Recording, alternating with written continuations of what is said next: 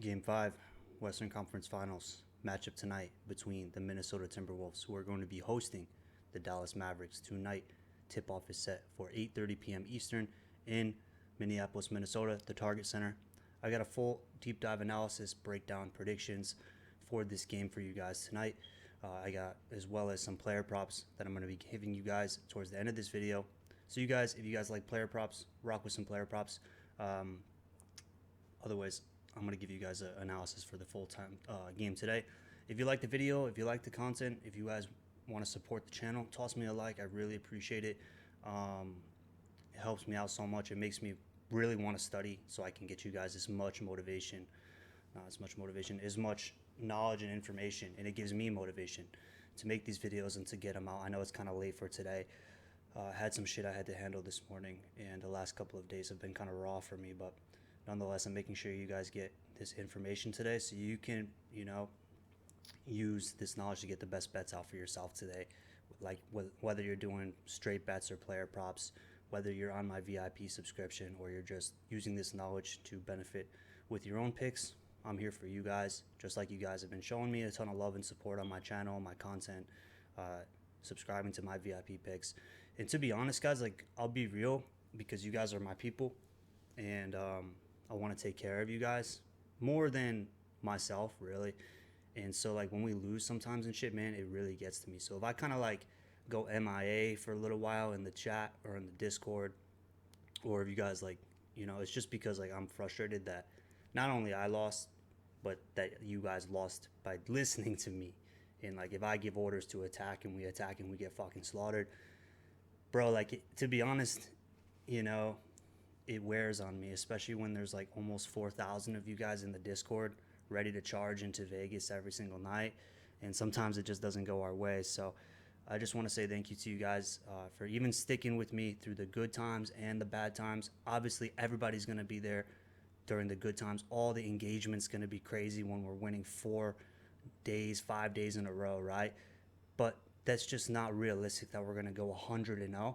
And so the guys that are with me during the highs and the lows, I really appreciate it, man, because, days where we lose 2 days in a row, bro, it's raw on my mental health, and I could relate. It's probably raw for you guys as well. And so I just appreciate you, man. I did send out a best bet for tonight's game on my VIP. If you want to check it out, guys, the link's in the description. You could still get 20% off with code playoffs. Try it out for a week. Try it out for a day. Any of these plans, I'll have them updating soon with football season. So take advantage of it. Use code playoffs if you would like to get the best bet for tonight that I sent out. I sent out one straight bet and 2 player props slips on my VIP. And also, I've been doing a little bit of baseball too, guys. I've never done baseball before. Yesterday was my first day ever betting on baseball. We ended up going 3 for 5. I did release one that was supposed to be a favored super hammer bet for VIP out of the VIP picks. It ended up chalking, which sucks. I don't even want to talk about it, but nonetheless, we're going to be doing a little bit of baseball. Hopefully we're going to talk about today about NBA, but if NBA does come to an end tonight, we will be continuing with baseball, maybe a little bit of UFC this weekend to get us into football season. So let's talk about today. Like I always say, I'm gonna show you guys what the public's at tonight, where the sharp money's at tonight, so you guys can get kind of an overview and understanding of what to expect going into tonight. So the series is 3-1 right now, favoring the Mavericks, but it can easily be Minnesota's lead in the series right now, or it could easily be at least 3-2. Nonetheless, we look at the money tonight. A sizable amount of public money. 73% of the public money tonight is on the Dallas Mavericks on the money line. 27% of the money is on the Timberwolves on the money line. 66% of the money on the spread is on the Mavericks. 34% of the money on the spread is on the Timberwolves. And if you notice this, the over-under for the total, it's set at 209.5 right now on FanDuel and DraftKings. But it's usually much higher for the over for the public. And what I take away from this is that look at the the last game between the Pacers and the Celtics, the total went under. And every single game for the Pacers and the Celtics, 3 out of 4 went over. The last game went under. And the last game actually went under between these two teams as well, the Wolves and the Mavericks. Game 4 went under, and a lot of people got burnt. So that's probably why you see a lot more under money coming in today after watching last game. The public are easily swayed when they see something happen in the previous game.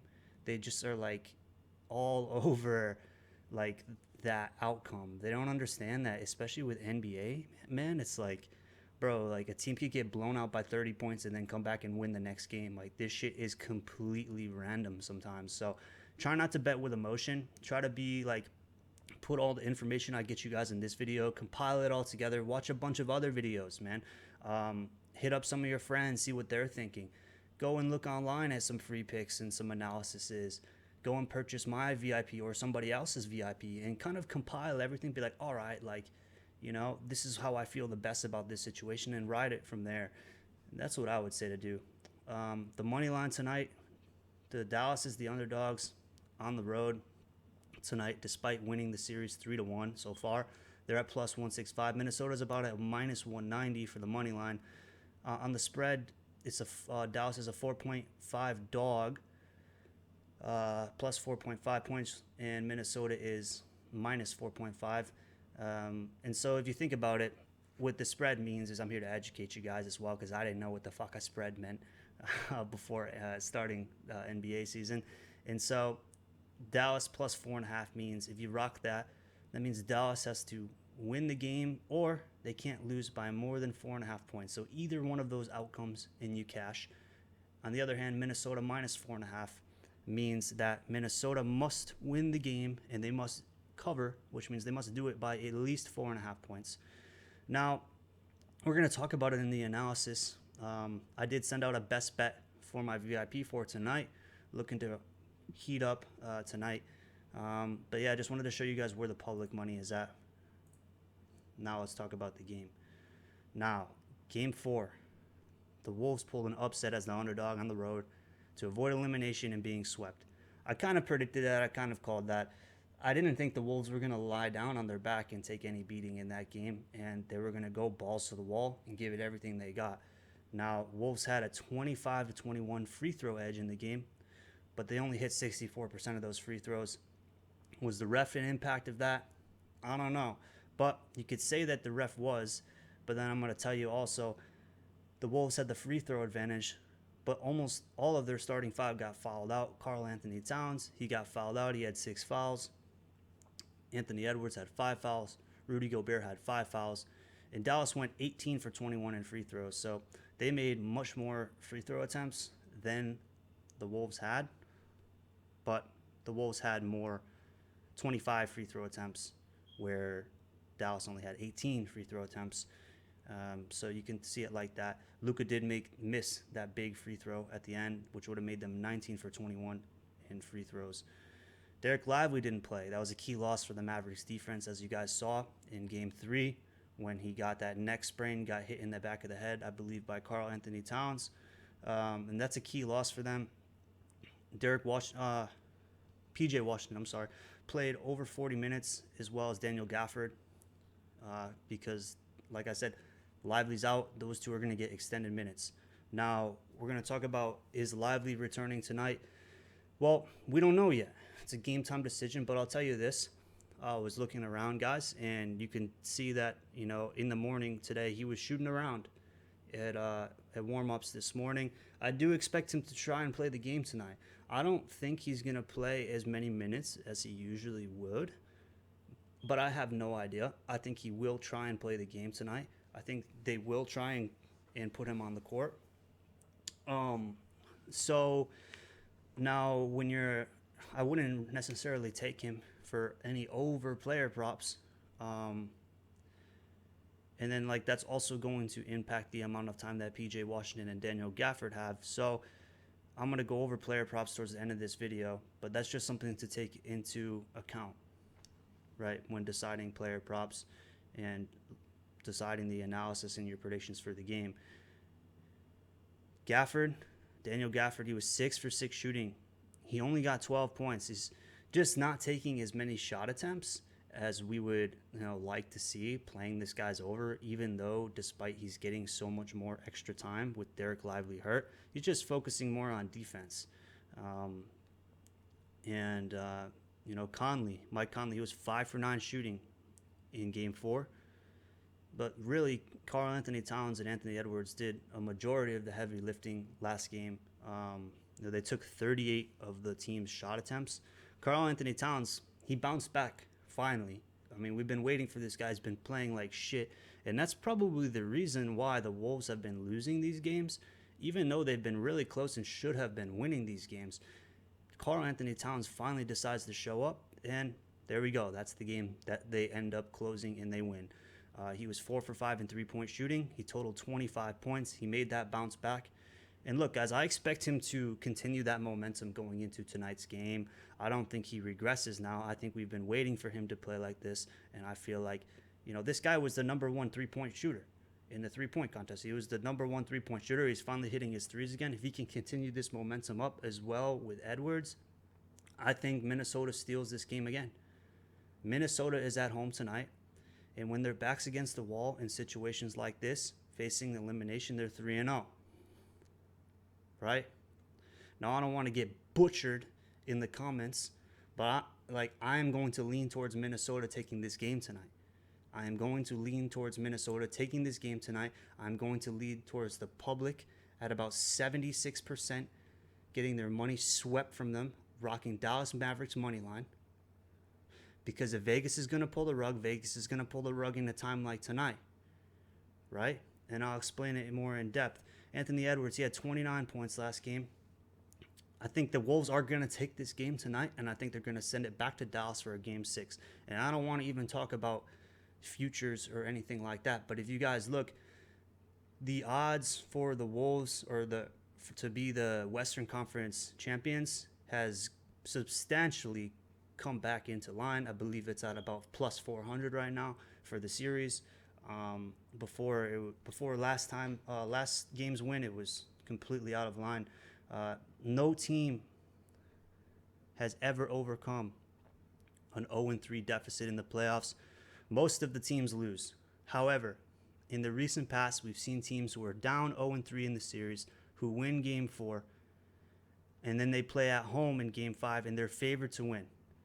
And in the last 2 times this happened, guys, the home team won by double digits. So basically an identical situation as to what we're seeing with the Wolves and the Mavericks, right? The Wolves, they won Game 3 facing elimination. They won Game 4 facing elimination in Dallas, and now they're coming back home for Game 5. And in the past, the teams have won. In the past, the teams have won by double digits who are in this exact same situation as the Wolves are in. Okay? The last 2 times it happened was obviously, the Celtics last year. They were down 0-3 to the Heat. Then they come home and they win. Right? They ended up going to Game 7. And if they had won Game 7, they would be the first team in NBA history to be down 0-3 in a series and come back and win. Now, the other time it happened was back in 2010 with the Magic. But look, guys, the public's all over Dallas for this game. The public's all over Dallas for this game. They think Dallas closes it out. I think otherwise. This is basically a public versus a sharp type of game. A lot of sharp money's on Minnesota tonight. All the public's on the Dallas tonight. This is a time where you literally see a face-off between the sharp money and the public money. And you guys know me. I'm a sharp. I am not a public. And a lot of you guys who watch this channel and watch my type of content, I mean, if you're researching this stuff, you're probably not leaning towards the public at this point anymore, right? Because we've just seen time after time Vegas pull the rug. They set the stage. Like, they put Dallas in this incredibly inflated position and make the Wolves look like they're some trash team. But the Wolves just beat the Denver Nuggets, who were the NBA champions, reigning NBA champions. And although the Wolves have played shitty basketball, Karl Anthony Towns in particular, the Wolves should be winning this series, just like the Pacers should have been winning the series against the Celtics. The only difference is the Wolves and the Pacers are very young and inexperienced teams compared to their opponents, the Mavericks, who are led by Kyrie Irving and Luka Doncic, who are two veteran players. And then you look at the Celtics, who their entire lineup is veteran players. So the Wolves have been winning these games. They should be winning in the series. Remember, they choked an 18-point lead. It's unbelievable.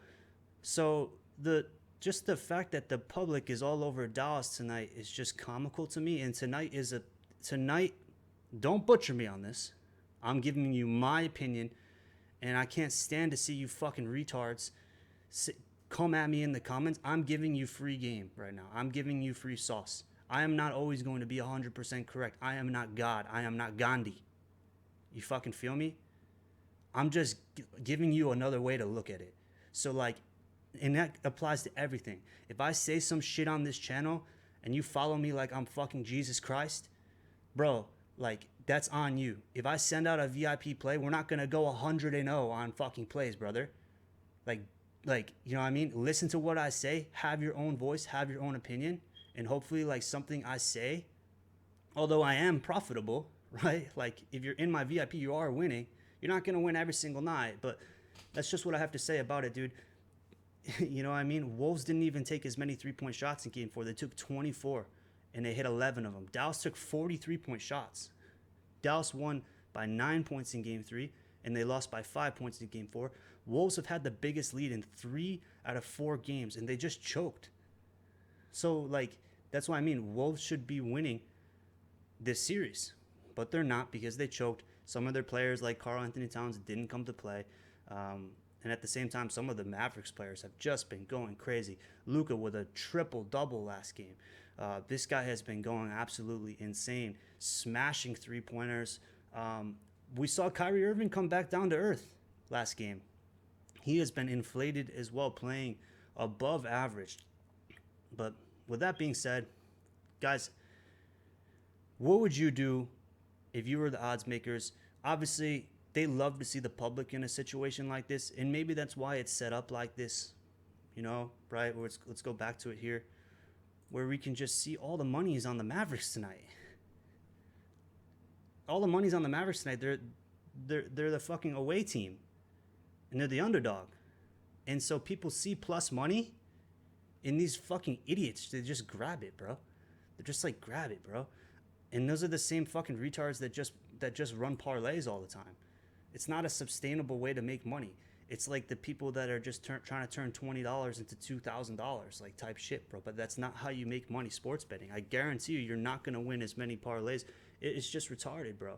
So what I'm trying to tell you guys is this is a perfect situation for this series to come a little bit closer, for us to have a Game 6, for there to be more drama, more attention, more spotlight, more money in ad revenue, another $4 million in ticket sales, another $40 million in ad revenue, to get more drama, right? This is a perfect situation, and to absolutely rail everyone's bank accounts that's slamming Dallas Mavericks money line tonight.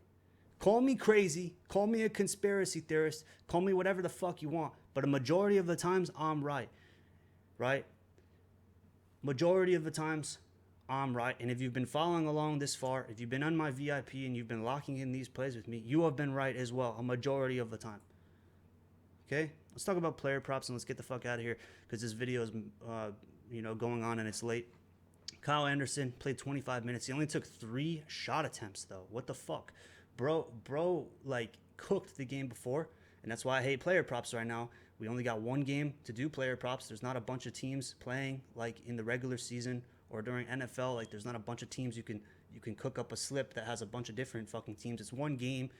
You're kind of shot with player props right now, but I'm going to give you guys them and take them as you will. He only had 3 shot attempts, went under.